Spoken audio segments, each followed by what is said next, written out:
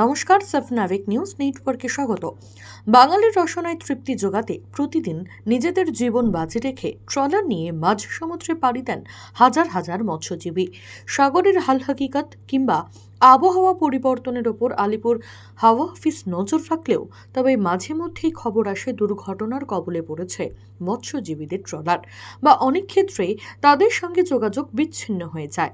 এবার যাতে যে কোনো বিপর্যয়ের সময় গভীর সমুদ্রে থাকা নাবিক বা মৎস্যজীবীদের সঙ্গে যোগাযোগ করা সম্ভব হয়, তাই প্রতিটি ট্রলারগুলিতে বসানো হচ্ছে অত্যাধুনিক টু-ওয়ে এমএসএস ট্রান্সপন্ডার।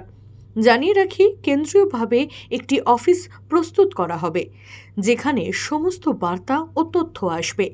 সেই অফিস থেকে বার্তা পাঠিয়ে দেওয়া হবে সংশ্লিষ্টদের। অফিসে বসে আধিকারিকেরাও মৎস্যজীবীদের বার্তা পাঠাতে পারবেন। কোনো ট্রলার যদি ভারত বাংলাদেশ জলসীমানা পার করার চেষ্টা করে, তাও এবার ধরা পড়ে যাবে এই প্রযুক্তির সৌজন্যে। জলসীমানায় দ্রাঘিমাংশ ও অক্ষাংশ ধরে জিওফেসিং করে রাখা থাকবে।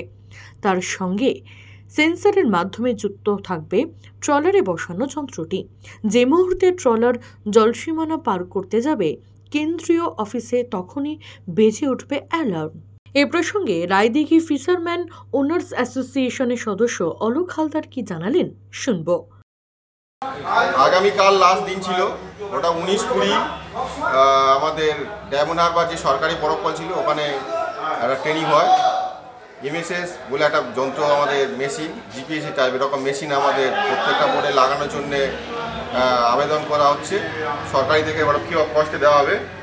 ওই মেশিনটা লাগালে আমাদের সংকেত, মানে বোর্ডের মধ্যে কোনো যদি বিপদ হয় সেটা সংকেত পাবো, বা ফিশিং করার জোনটা, যে কোন জায়গাটা আমরা ফিশিং করতে পারবো সেই জোনটাও মালিক পক্ষ জানতে পারবে, অফিসাররাও জানতে পারবে। ওই যন্ত্রটার মধ্যে দিয়ে দিলে মনে হয় আমাদের খুব ভালো হবে, যে আমাদের বোটগুলো অ্যাকচুয়ালি কোথায় ফিশিং করছে বা কী অবস্থায় আছে আমরা জানতে পারবো। ওটা মোবাইল কানেকশানও করা যায়। আগেও তো একটা দুটো মেশিন বসানো থাকতো ট্রলারে নাকি? আগে আমাদের জিপিএস ওয়ালেস থাকতো, তাও ড্যাট বলে একটা মেশিন দিয়েছিল যেটা সংকেত হতো, কিন্তু ওই ড্যাটটা মেনটেন্যান্সের অভাবে বন্ধ হয়ে গেছে, মানে মেনটেন্যান্সের জায়গা নেই, যার জন্য আবার সব বন্ধ হয়ে গেছে। এখন নতুন এই এমএসএসটা দিলে আমরা ভালো উপকৃত হবে। হ্যাঁ। সূত্রের খবর, প্রথম পর্যায়ে 500টি যন্ত্র বসানোর সিদ্ধান্ত নেওয়া হয়েছে। তার মধ্যে 300টি দক্ষিণ 24 পরগনা এবং বাকি 200টি পূর্ব মেদিনীপুরের ট্রলারগুলিতে বসানো হবে।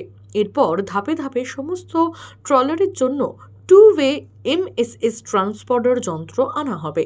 ইতিমধ্যে নামখানা, কাকদ্বীপ, পাথর প্রতিমা সহ বিভিন্ন মৎস্য বন্দরের ট্রলারে এই ট্রান্সপন্ডার বসানোর কাজ শুরু হয়েছে। আশা করা যাচ্ছে সাগরে আপৎকালীন পরিস্থিতিতে মৎস্যজীবীদের বার্তা পাঠাতে অনেকটাই সাহায্য করবে এই নয়া যন্ত্র। মামনি রায়, সাফনাভিক নিউজ, দক্ষিণ 24 পরগনা। সমস্ত খবরের আপডেট পেতে লাইক করে সাবস্ক্রাইব করুন সাফনাভিক নিউজ। সেই সঙ্গে বেল বাটন প্রেস করতে ভুলবেন না। আপনাদের একটা সাবস্ক্রিপশন আমাদের জন্য অত্যন্ত মূল্যবান। একই সঙ্গে ফলো করুন আমাদের হোয়াটসঅ্যাপ চ্যানেলটিও। জয় হিন্দ।